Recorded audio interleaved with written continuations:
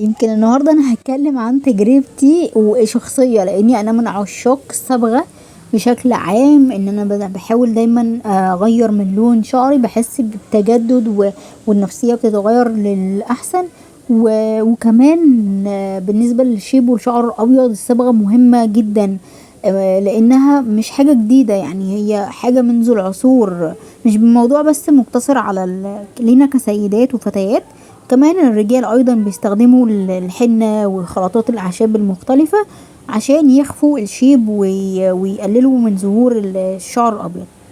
فالفترة الاخيرة ظهرت واصبحت الصبغات استخدامها اسهل بكتير، ومش ما بقتش محتاجة منك ان انت تدفعي مبالغ كبيرة او تروحي بيوتي سنتر تقعدي بالساعات عشان حد يصبغلك شعرك. لا، انت ممكن تعملي الحاجات دي بمنتهى السهولة في البيت.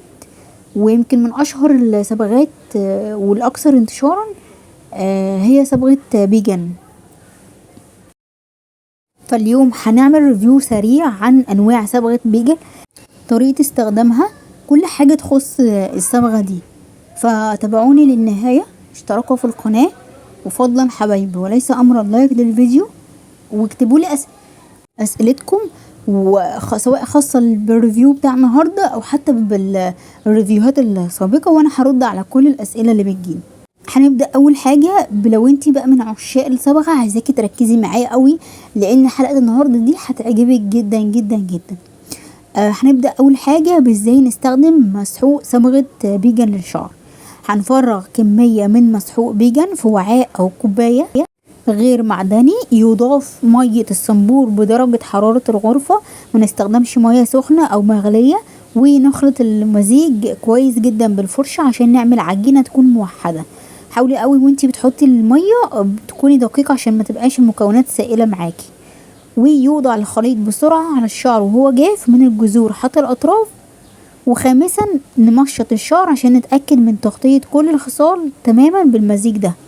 نترك الصبغة لمدة ما بين 20 الى 30 دقيقة، ثم نشطف الشعر كويس جدا بالمية حتى يصبح المية صافية ومفيهاش اي صبغة. ونهتم جدا بغسل الشعر بالشامبو، يكون شامبو خالي من السيليكون والبرابين والحاجات الضارة دي. من اهم مميزات مسحوق صبغة بيجن ان هو سهل الاستخدام، متوفر، تقدري تحصلي عليه وسهل الحصول عليه، موجود في الاسواق والصيدليات. متوفر منه درجات كتيرة، ممكن حوالي 4 درجات، فبيديكي اللون اللي انت عايزاه. بدون امونيا، موجود فيها بعض مستخلصات الاعشاب البحرية والتوت الشرقي. نقدر نستخدم فقط الكمية الضرورية ونحتفظ بالباقي للاستخدام في المستقبل، على عكس بقى الصبغات اللي بتسيبيها بتأكسد وبتبوظ كده وما ينفعش تستخدميها بعد كده. بالنسبة للعيوب من وجهة نظري، عيوب مسحوق صبغة بيجن: يجب اجراء اختبار تحسس في كل مرة هتعملي فيها الصبغة. بلاش نستخدمه لو في حالة حدوث تحسسات سابقة.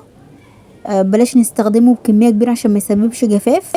اللون بيختلف، لون الشعر الناتج عن الموضوع موجود على العلبة بناء على لون الشعر الاصلي ونوعه ودرجة حرارة الغرفة، فدرجة اللون مش بتبقى موحدة مع كل الاشخاص.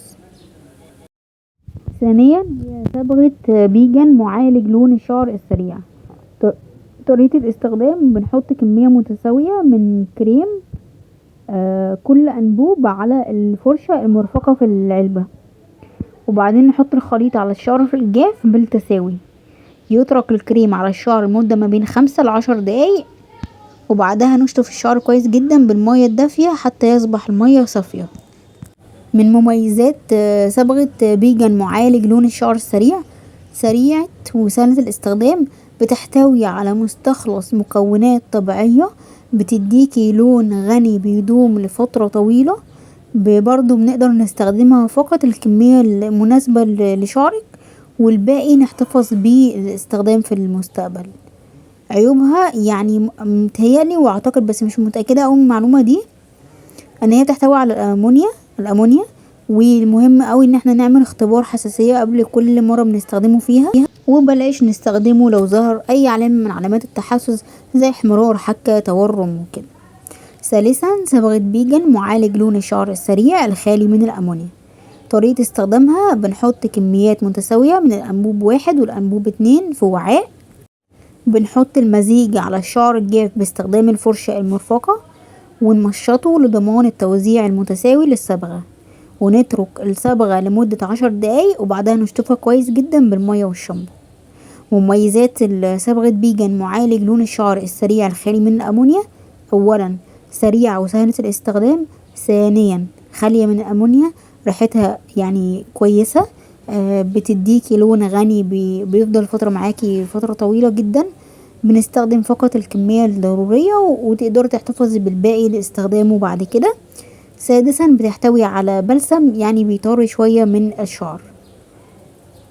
عيوبها برضو موضوع الحساسية، هي اي صبغة في الدنيا او اي منتج لازم نعمل اختبار تحسس، لو كريم حتى للبشرة لازم نعمل اختبار حساسية عشان قد يكون عندنا حساسية من احد المكونات واحنا منعرفش. رابعا بيجن صبغة شعر اللحية للرجال. طريقة استخدامها: بنحط كمية متساوية من الكريم الاول والتاني في الوعاء المرفق ونخلطهم كويس جدا مع بعض، وبنقدر نستخدم الجزء المسطح من المشط المرفق ونتجنب لمس منطقة الأنف والفم بخليط الصبغة، ولما نحصل على اللون المطلوب يبلل الخليط ويفرك برفق باستخدام المية، وبعدها نشطف اللحية والشارب والسوالف بالمية.